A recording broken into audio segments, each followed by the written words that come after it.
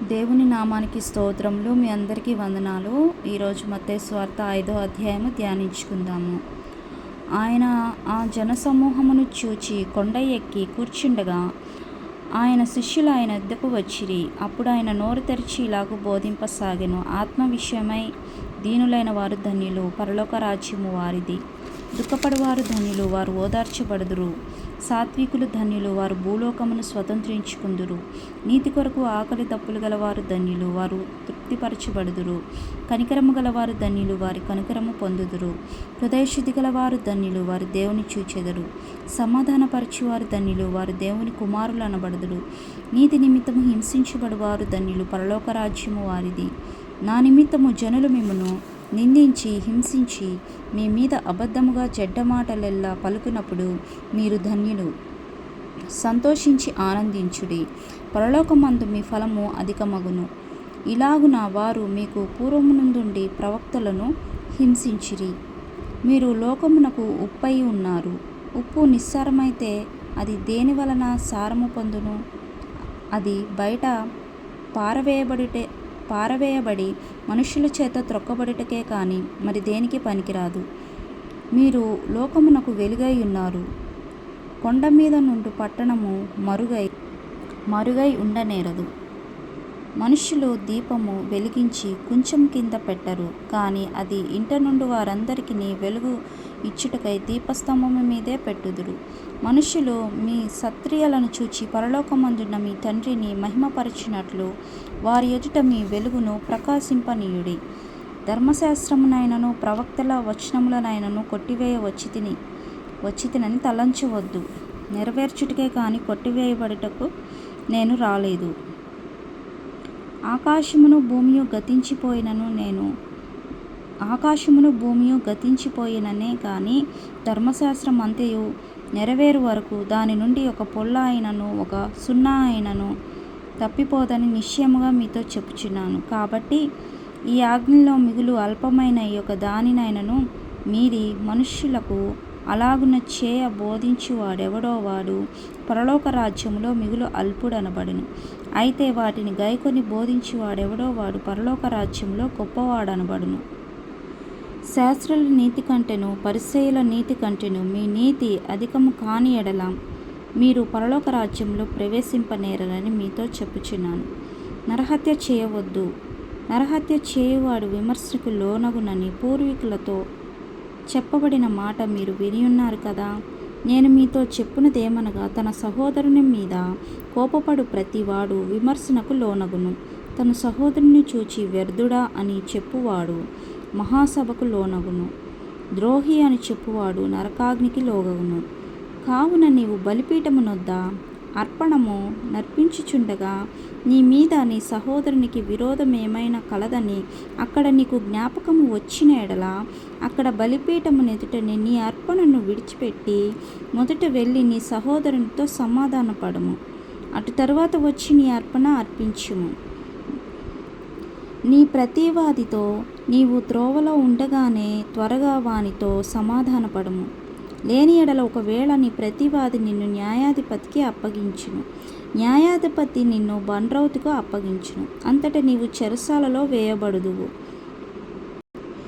కడపటి కాసు చెల్లించు వరకు అక్కడ నుండి నీవు వెలుపలికి రానేరవని నీతో నిశ్చయముగా చెప్పుచున్నాను. వ్యభిచారము చేయవద్దని చెప్పబడిన మాట మీరు వినియున్నారు కదా. నేను మీతో చెప్పునదేమనగా, ఒక స్త్రీని మోహపు చూపుతో చూచు ప్రతివాడు అప్పుడే తన హృదయమందు ఆమెతో వ్యభిచారము చేసినవాడగును. నీ కుడికన్ను నిన్ను అభ్యంతరపరచిన ఎడల దాన్ని పెరికి నీ యొద్ద నుండి పారవేయము. నీ దేహమంతయు నరకంలో పడవేయబడుట కంటే నీ అవయములలో ఒకటి నశించుట నీకు ప్రయోజనకరము కదా. నీ కుడి చెయ్యి నిన్ను అభ్యంతరపరిచిన ఎడల దాన్ని నరికి నీ యొద్ద నుండి పారవేయము. నీ దేహమంతయు నరకములో పడకుండా నీ అవయములలో ఒకటి నశించుట నీకు ప్రయోజనకరము కదా అని. తన భార్యను విడనాడువాడు ఆమెకు పరిత్యాగ పత్రిక ఇయ్యవలనని చెప్పబడి ఉన్నది కదా. నేను మీతో చెప్పునదేమనగా, వ్యభిచార కారణమును బట్టి కాక తన భార్యను విడనాడువాడు ప్రతివాడును ఆమెను వ్యభిచారిణిగా చేయుచున్నాడు. విడనాడబడిన దానిని పెండ్లి చేసుకొనివాడు పెండ్లాడువాడు వ్యభిచరించుచున్నాడు. మరియు నీవు అప్రమాణము చేయక నీ ప్రమాణములను ప్రభువునకు చెల్లింపవలెనని పూర్వీకులతో చెప్పుబడిన మాట మీరు వినియున్నారు కదా. నేను మీతో చెప్పినదేమనగా, ఎంత మాత్రము ఒట్టు పెట్టుకొనవద్దు. ఆకాశము తోడనవద్దు, అది దేవుని సింహాసనము. భూమి తోడనవద్దు, అది ఆయన పాదపీఠము. యెరూషలేము తోడనవద్దు, అది మహారాజు పట్టణము. నీ తల తోడని ఒట్టు పెట్టుకొనవద్దు. నీవు ఒక వెంట్రుకనైనను తెలుపుగా గాని నలుపుగా గాని చేయలేవు. మీ మాట అవునంటే అవును, కాదంటే కాదు అని ఉండవలెను. వీటికి మించినది దుష్టుడి నుండి పుట్టినది. కంటికి కన్ను, పంటికి పళ్ళు అని చెప్పబడిన మాట మీరు విన్నారు కదా. నేను మీతో చెప్పినదేమనగా, దుష్టుని ఎదిరింపక నిన్ను కుడి చెంప మీద కొట్టువాని వైపునకు ఎడమ చెంప కూడా త్రిప్పుము. ఎవడైనను నీ మీద వ్యాజ్యము వేసి నీ అంగీ తీసుకొనగోరిన ఎడల వానికి నీ పై వస్త్రమును కూడా ఇచ్చివేయము. ఒకడు 1 మైలు దూరము రమ్మని నిన్ను బలవంతము చేసిన ఎడల వానితో కూడా 2 మైళ్ళు వెళ్ళుము. నిన్ను అడుగువానికి ఇమ్ము. నిన్ను అప్పు అడుగ గోరువారి నుండి నీ ముఖము త్రిప్పుకొనవద్దు. నీ పొరుగువాన్ని ప్రేమించి నీ శత్రువులను ద్వేషించమని చెప్పబడిన మాట మీరు వినియున్నారు కదా. నేను మీతో చెప్పినదేమనగా, మీరు పరలోకమందున్న మీ తండ్రికి కుమారులై ఉండునట్లు మీ శత్రువులను ప్రేమించుడి. మిమ్మల్ని హింసించు వారి కొరకు ప్రార్థన చేయుడి. ఆయన చెడ్డవారి మీదనూ మంచివారి మీదనూ తన సూర్యుని ఉదయింపచేసి నీతిమంతుల మీదనూ అనీతిమంతుల మీదనూ వర్షము కురిపించుచున్నాడు. మీరు మిమ్మును ప్రేమించు వారినే ప్రేమించిన ఎడల మీకేమి ఫలము? సుంకరులను అలాగు చేయుదురు కదా. మీ సహోదరులకు మాత్రము వందనము చేసిన ఎడల మీరు ఎక్కువ చేయుచున్నదేమి? అన్యజనులను అలాగ చేయుచున్నారు కదా. మీ పరలోకపు తండ్రి పరిపూర్ణుడు కనుక మీరును పరిపూర్ణులుగా ఉండెదరు. ఆమేన్. దేవుడిచ్చిన వాక్యమును దీవించి ఆశీర్వదించును గాక. మత్తయి సువార్త 5వ అధ్యాయం అండి. ఇది మత్తయి సువార్త 5వ అధ్యాయంలో ఇలా రాసి ఉంది కదండి. ఆత్మవిషయం దీనులైన వారు ధన్యులు. ఆత్మ విషయమై మనం దీన మనసు కలిగి ఉండాలండి. దుఃఖపడేవారు ధన్యులు. ఈ లోకంలో మనకి బ్రతికి ఉన్నంతకాలము ఏదో ఒకటి బాధ, దుఃఖము, అటువంటి వారి గురించి కూడా దేవుడు మాట్లాడుచున్నాడు. దుఃఖపడేవారు ధన్యులు, వారు ఓదార్చబడుదురని. సాత్వికులు ధన్యులు అంటున్నారు. నీతి కొరకు ఆకలి దప్పులు గలవారు ధన్యులు. నీతి కొరకు ఆకలి దప్పులు గలవారు ధన్యులు అంటే నీతిమంతులుగా ఉండాలంటే నీతి కొరకు ఆకలి దప్పులు గలవారు ధన్యులు అంటే నీతి కొరకు కొన్ని పరిస్థితులు కూడా మనల్ని ఎంతగానో పరీక్షిస్తాయండి. అటువంటి పరిస్థితుల్లో కూడా మనం నీతికరంగా జీవించాలని దేవుడు మాట్లాడుతున్నాడు. కనికరము గలవారు ధన్యులు. మన పొరుగువారి పట్ల కనికరం కలిగి ఉండాలంటే హృదయశుద్ధి గలవారు ధన్యులు. మన హృదయం ఎప్పుడు నిత్యము శుద్ధీకరించుకోవాలి. అలాంటి వారు దేవుని చూస్తారని దేవుడు వాక్యం మాట్లాడుచుంది. సమాధానపరిచేవారు ధన్యులు, వారు దేవుని కుమారులు అనబడదు. మనం ఎప్పుడూ సమాధానకరమైన జీవితం కలిగి ఉండాలి. నీతి నిమిత్తం హింసించబడేవారు ధన్యులు, పరలోక రాజ్యం వారిది. నీతి నిమిత్తం హింసించబడతారు కదండి. అంటే ఎవరంటే మన సేవకులు ఉంటారు కదా. కొంతమంది లోకానుసారంగా ఉండేవాళ్ళు, అన్యులేమి ఎవరైతేనేమి, కొంతమంది ఏంటంటే సేవకుల్ని దూషించడము, అలాగా ఇలాగని హింసిస్తూ ఉండటం, ప్రాణాలు తీయటం అలా చేస్తారు కదా. అలాగా నీతి నిమిత్తము హింసించబడేవారు ధన్యులు అంటున్నారు. అలాగే ఇంకొక కోణంలో చూస్తే కొంతమంది నీతిమంతులు ఉంటారు.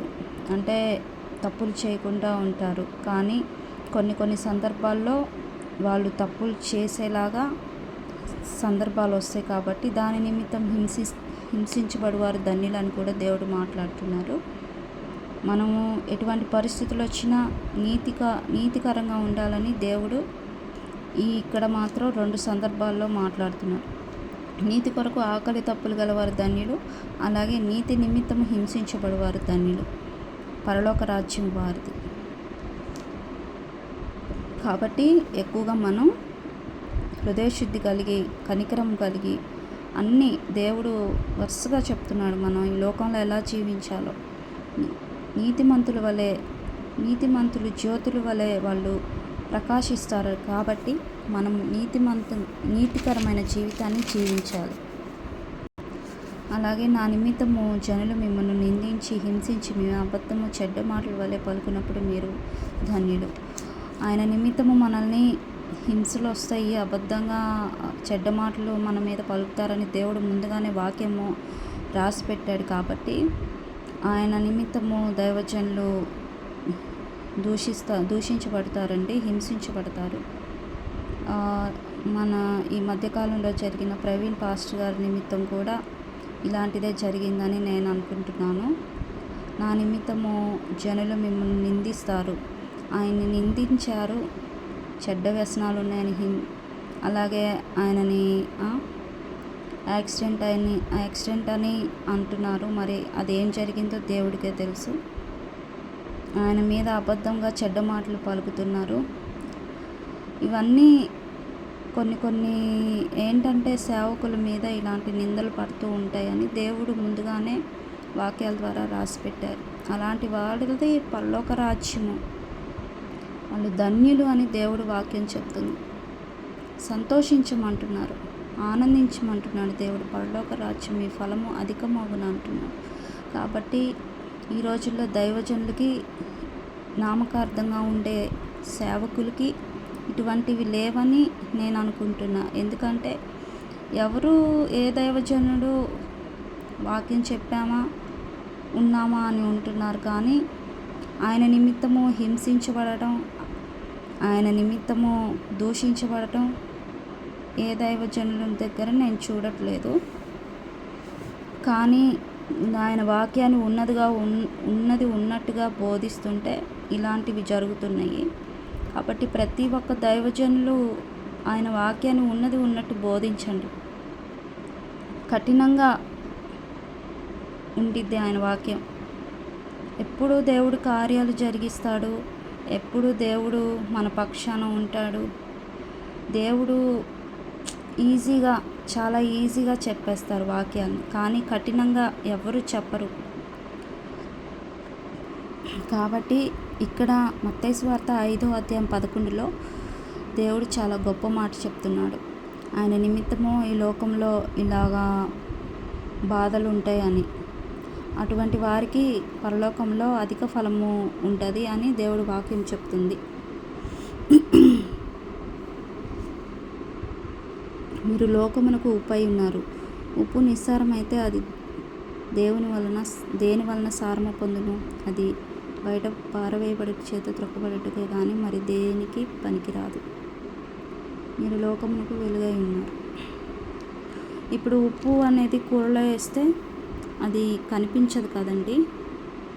సో మనం చేసే ప్రార్థన కానీ మనం చేసే దేవుడు చేసే కార్యాలు దేవుడు చేసే కార్యాలు కూడా కొన్ని అలా ఉంటాయండి.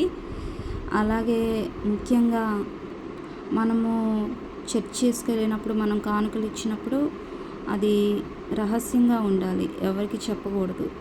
ఇంకా మనం ఏమన్నా ఇతరులకి మంచి చేసినప్పుడు అది దేవుడు చూస్తాడు, అది రహస్యంగా ఉండాలి, అది ఎవరికి చెప్పకూడదు. మనం ఈ లోకానికి ఉప్పై ఉన్నాము అని దేవుడు మాట్లాడుచున్నాడు. అలాగే ఇక్కడ మనుషులు మీ శత్రువులను చూచి పరలోకమందున మీ తండ్రిని మహిమపరిచినట్లు వారి ఎదుట మీ వెలుగును ప్రకాశింపనివ్వడు.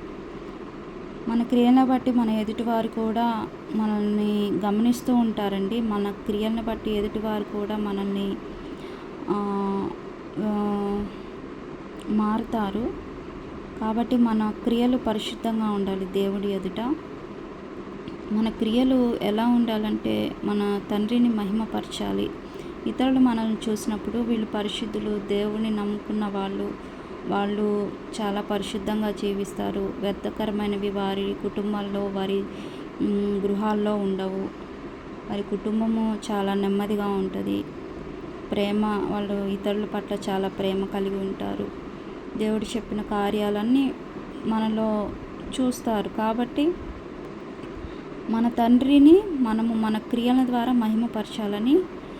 ఆ మహిమ ఎలా ఉంటుందంటే ఒక ప్రకాశంలా ఉంటుంది. కాబట్టి ఇతరులకి ఆ ప్రకాశాన్ని, ఇతరులకి మన ప్రకాశవంతమైన జీవితాన్ని, మన వెలుగుని ఇతరులకి ఎదుట కనపరచాలి. ఎందుకంటే ఇతరులు మనం చూసినప్పుడు మారాలి. వాళ్ళు మారి మన యేసయ్యను, ఎదుటివారు కూడా మన యేసయ్యను మహిమపరచాలని వాక్యం చెప్తుంది. ధర్మశాస్త్రంలో ఒక పొల్లైనను ఒక సున్నాయినను పోదని వాక్యం చెప్తుంది.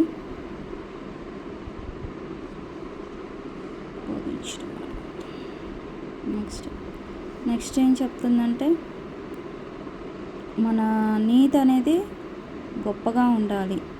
ఇంకోటి ఏంటి, నరహత్య చేయవద్దు. నరహత్య చేయవాడు విమర్శన దినముకు లోనవునని మాట్లాడుతున్నాడు దేవుడు.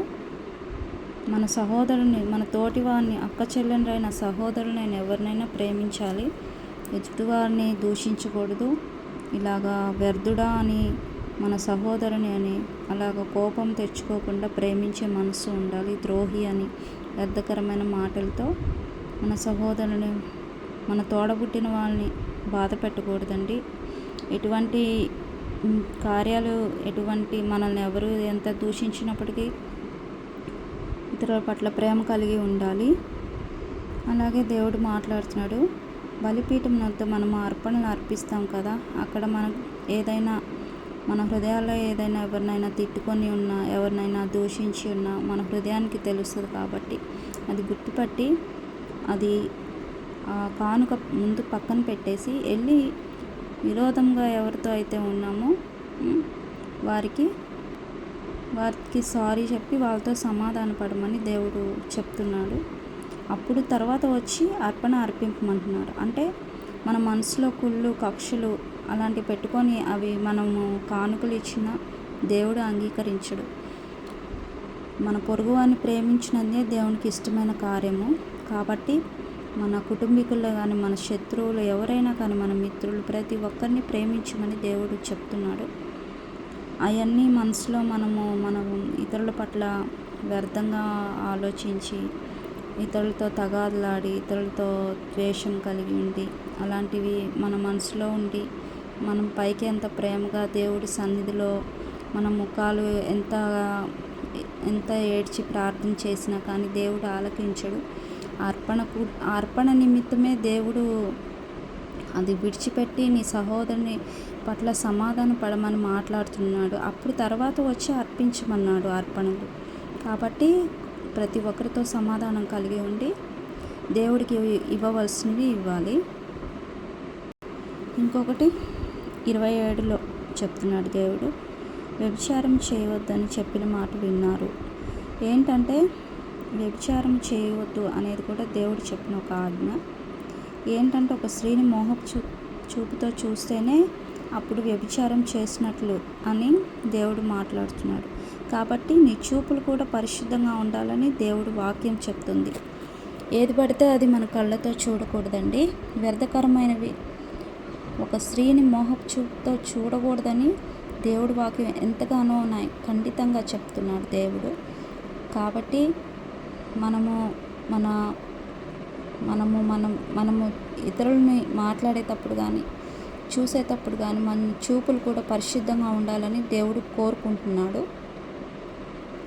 కాబట్టి మొదటి చూడంగానే కళ్ళతో పాపం చేస్తాం, తర్వాత అది హృదయానికి వెళ్ళి హృదయంతో పాపం చేస్తున్నాం. కాబట్టి టీవీలని, సినిమాలని ఇలాంటివన్నీ మానేసేసి, ఎందుకంటే ఎక్కువగా వాటిల్లోనే కదండి అందరూ వ్యర్థకరమైన కృత్యాలని అన్నీ ఉంటాయి కదండి. కాబట్టి మనము వీలైనంత వాటి నుంచి లోక సంబంధమైన వాటి నుంచి దూరంగా ఉండాలి. అలాగ చేస్తేనే కానీ ఈ వాక్యం మనలో నెరవేరదు. ఒక స్త్రీని మోహపు చూపుతో చూడొద్దని, అంటే ఒక స్త్రీ కూడా ఒక పురుషుని చూడొద్దని దేవుడు మాట్లాడుతున్నాడు కదా. కాబట్టి ప్రతి ఒక్కరూ తమ చూపుల్లో కూడా పరిశుద్ధంగా ఉండాలని దేవుడు కోరుకుంటున్నాడు. నీ కుడి కన్ను అభ్యంతరపరిచిన యెడల దాన్ని తీసివేయమంటున్నాడు. మన కన్ను మనల్ని పాపంలోకి తీసుకెళ్తుంటే, ఇప్పుడు ఇక్కడ మోహపు చూపు అని మెన్షన్ చేశాడు కదండి. అలాగే కింద ఈ కుడి కన్ను నిన్ను అభ్యంతరపరిచిన యెడల దాన్ని తీసివేయము. నీ కన్ను నిన్ను పాపంలోకి తీసుకెళ్తుంది కాబట్టి నీ దేహమంతా నరకానికి పోటు కంటే నీ కన్ను అసలు తీసివేసేయి అని దేవుడు వాక్యము ఎంతో ఖచ్చితంగా మాట్లాడుతున్నాడు ఇక్కడ దేవుడు. తర్వాత ఏంటంటే ఇక్కడ నీ కుడి చేయి నిన్ను అభ్యంతరపరిచిన యెడల దాన్ని నరికివేయమని మాట్లాడుతున్నాడు. కాబట్టి నరకంలో దేహమంతా కాలుట కంటే ఆ చేతినే తీసేసేయి అని, నరికివేసేయమని దేవుడు వాక్యం చెప్తుంది. కాబట్టి మన అవయవం అంతా రక్షింపబడిద్ది. ఏదైతే మనల్ని ఈ పాపము మార్గంలో తీసుకెళ్తుందో అటువంటి ఆలోచనలైనా అటువంటి దానినైనా మన తలంపుల్లో నుంచి తీసివేయాలి, మన హృదయంలో నుంచి తీసివేయాలి. అలాంటివి తీసివేయాలంటే మనము దేవుణ్ణి మోకరించి ప్రతిరోజు ప్రార్థన చేయాలి. దేని నిమిత్తం? ప్రతిరోజు మన ప్రార్థనలో మనము పరిశుద్ధంగా ఉండాలని, ఈ లోకము మన మీద ఏలుబడి చేయకూడదని, దేవుడి ఎదుట ఒక నిందారహితమైన జీవితాన్ని జీవించాలని దేవుడి దగ్గర ప్రతిరోజు మనం ప్రార్థించుకోవాలి. అలాగే తన భార్యను విడనాడు వాడు పరిత్యాగ పత్రికని తన భార్యను వ్యభిచార కారణంగా కాక వేరే కారణంతో వదిలేస్తే ఆయన వ్యభిచారం చేసినట్లు అని దేవుని వాక్యం చెప్తుంది. అలాగే ఆమెను కూడా ఒక వ్యభిచారిణిగా చేస్తున్నట్టు దేవుడి వాక్యం చెప్తుంది. విడనాడబడిన దానిని పెండ్లాడువాడు కూడా వ్యభిచారం చేస్తాడు. ఇప్పుడు ఒక భర్త భార్యను విడిచిపెట్టిన ఆమెను పెళ్ళాడువాడు కూడా వ్యభిచారం చేసినట్లని దేవుడి వాక్యం చెప్తుంది. కాబట్టి వీలైనంత వరకు దేవుడు జతపరిచిన వాటిని మనుషులు వదిలేయకూడదు, విడదీయకూడదు. కాబట్టి ప్రతి ఒక్కరూ ఏక శరీరులై భార్యాభర్తలు ఉండాలని దేవుని వాక్యం చెప్తుంది. అలాగే ఎంత మాత్రము ఆకాశం తోడు భూమి తోడు అని మాట్లాడవద్దు అని ఆయన వాక్యం చెప్తుంది ఇక్కడ. ఎందుకంటే ఆకాశం ఆయన సింహాసనము, భూమి ఆయన పాదపీఠం అని వాక్యం చెప్తుంది. యెరూషలేము తోడనవద్దు, అది మహారాజు పట్టణము అని అంటుంది. ఎందుకంటే నీ తల మీద కూడా ఒట్టు పెట్టుకోవద్దు అని చెప్తుంది. ఎందుకంటే మన తల వెంట్రుకను ఒకటి నల్లగాయనను తెల్లగాయను చేయలేవు అని చెప్తుంది. కాబట్టి ఇవేవి తోడు అని బైబిల్ మీద కొంతమంది తలల మీద ఇలా ప్రమాణాలు చేస్తుంటారు. అటువంటి వాళ్ళకు కూడా దేవుడు వాక్యం చెప్తుంది. ఈ మాట అవునంటే అవును, కాదంటే కాదు అని ఉండవలను అని దేవుని వాక్యం చెప్తుంది. మిగతా దానికి మించింది దుష్టునికి సంబంధి అని దేవుని వాక్యం చెప్తుంది. అలాగే ఇక్కడ 39లో నిన్ను ఎవరైనా కుడి చెంప మీద కొడితే వానికి ఎడమ చెంప తీపమని దేవుడి వాక్యం చెప్తుంది. ఎవరైనా నీ మీద వ్యాజ్యమాడితే తగాదలాడితే అది వ్యాజ్యం వేసి నీ అంగీ తీసుకొని గౌరవని ఎడల వానికి నీ ఇలాగా ఎవరన్నా తీసుకుంటే అలా వాళ్ళకి నీ పై వస్త్రమును కూడా ఇచ్చివేయమని దేవుడు చెప్తున్నాడు. నీతో ఎవరన్నా ఒక మైలు రమ్మని అడిగితే వాళ్ళతో 2 మైళ్ళు వెళ్ళము అని చెప్తున్నాడు. నిన్ను అడుగు ప్రతి వారికి ఇవ్వమంటున్నాడు, లేదని ముఖం తిప్పుకోవద్దు అంటున్నాడు. కాబట్టి ఇటువంటి పరిశుద్ధమైన వాక్యాలు పరిశుద్ధమైన గ్రంథంలోనే దేవుడు మన కొరకు రాసి పెట్టి ఉన్నాడు. కాబట్టి ప్రతి ఒక్క క్రైస్తవులు గుర్తుంచుకోవాల్సింది ఏంటంటే, మనల్ని ఎవరైనా నిందించినా, కొట్టినా, దూషించినా, ఏదన్నా గొడవ ఆడినా దౌర్జన్యంగా మనది ఏమన్నా తీసుకున్నా కానీ దేవుడు ఏం చెప్తున్నాడంటే తగ్గించుకొని ఉండమని వాక్యాల ద్వారా చెప్తున్నాడు. అలాగే ఎవరన్నా మనకి సహాయం కోసం వస్తే వాళ్ళకి ముఖం తిప్పుకోవద్దు అని చెప్తున్నాడు. నీ దగ్గర ఉంటే ఖచ్చితంగా సహాయం చేయమని చెప్తున్నాడు. ఒకవేళ లేకపోతే అది దేవుడు చూస్తాడు కదండి. కాబట్టి పొరుగువారికి ప్రతి ఒక్కరికి నీ దగ్గర ఉంటే ఖచ్చితంగా సహాయం చేయమని దేవుడి వాక్యం చెప్తుంది. నీ పొరుగువారిని ప్రేమించి నీ శత్రువుని ద్వేషించి. ఇక్కడ 43లో ఏం చెప్తుందంటే పొరుగువారిని ప్రేమించి శత్రువుని ద్వేషించమని చెప్పబడిన మాట వినిన్నారు కదా. ఇప్పుడు మన పొరుగువారిని మనల్ని ప్రేమించేవాడిని ప్రేమిస్తే మనకేముంటుందండి. అలాగే దేవుడు అంటుంది ఏంటంటే శత్రువుని కూడా ప్రేమించమని చెప్తున్నాడు. అప్పుడు మన శత్రువుని కూడా ప్రేమిస్తే పరలోకమందున్న మీ తండ్రికి కుమారులై ఉండినట్లు మీ శత్రువులను ప్రేమించుడి అంటున్నాడు. కాబట్టి మన శత్రువుని కూడా మనం ప్రేమించాలి. కాబట్టి మనల్ని హింసించే వారి కొరకు ప్రార్థన చేయాలి. మనల్ని ఎవరైతే హింసిస్తారో అటువంటి వారి కొరకు ప్రార్థన చేయమని దేవుడు చెప్తున్నాడు. ఎందుకంటే చెడ్డవారి మీద మంచివారి మీద సూర్యుని ఉదయింపజేసేది దేవుడే. నీతిమంతుల మీదను అనీతిమంతుల మీదను కూడా వర్షం కురిపించేవాడు దేవుడే. మనల్ని ప్రేమించే వారిని ప్రేమిస్తే మీకేం ఫలం కలిగిద్ది అని దేవుడి వాక్యం చెప్తున్నాడు. అలాగే మన సహోదరులకే మనము వందనాలు చెప్తే దాంట్లో ఏముంది అని దేవుడి వాక్యం చెప్తుంది. అలాగే పరలోకపు తండ్రి పరిపూర్ణుడు కనుక మీరును పరిపూర్ణులుగా ఉండమని దేవుని వాక్యం చెప్తుంది. దేవుడి వాక్యము ఎంతో పరిశుద్ధమైనది. దేవుడి వాక్యము ఎంతో రెండంచుల ఖడ్గము వంటిదని వాక్యాలు చెప్తున్నాయి. కాబట్టి ప్రతి ఒక్కరూ నేను కొంచెం కొత్తగా చెప్తున్నాను కాబట్టి కొంచెం మాట తడబడుతుందండి. దయచేసి మీకు ఏమన్నా అర్థం కాకపోతే చెప్పండి. ఒకసారి బైబిల్ మొత్తం మంచిగా చదవాలని నా ఉద్దేశము.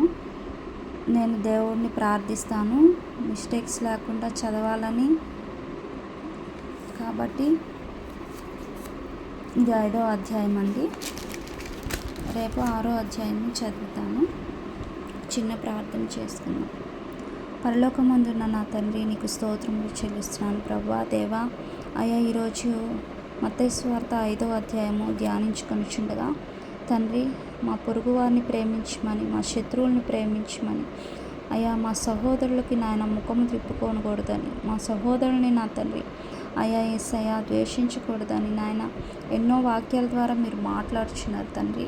మీకు వందనాలు ప్రభువా. యేసయ్యా, దయచేసి నాయన యేసయ్యా, నీ వాక్యాలు మా హృదయాల్లో నా తండ్రి భద్రపరుచుకొని నా తండ్రి నాయన నీవిచ్చిన వాక్యాలని నెమరు వేసుకొని నిత్యము నాయన నీ వాక్యానుసారంగా జీవించాలని తపనని మాకు దయచేయండి తండ్రి. ప్రభువా పరిశుద్ధుడా, మీ రాజ్యానికి నాయన మేము వారసులమగుటకు సహాయం చేయమని ప్రార్థిస్తున్నాను తండ్రి. నీవు చెప్పిన ప్రతి వాక్యము నాయన మేము చదువుచుండగా నాయన మా జీవితాల్లో అది నెరవేర్చమని ప్రార్థిస్తున్నాం ప్రభా. అయ్యా, మమ్మల్ని ద్వేషించే వారి నిమిత్తము మేము ప్రార్థించాలి, మమ్మల్ని దూషించే వారి నిమిత్తము మేము ప్రార్థించాలి తండ్రి.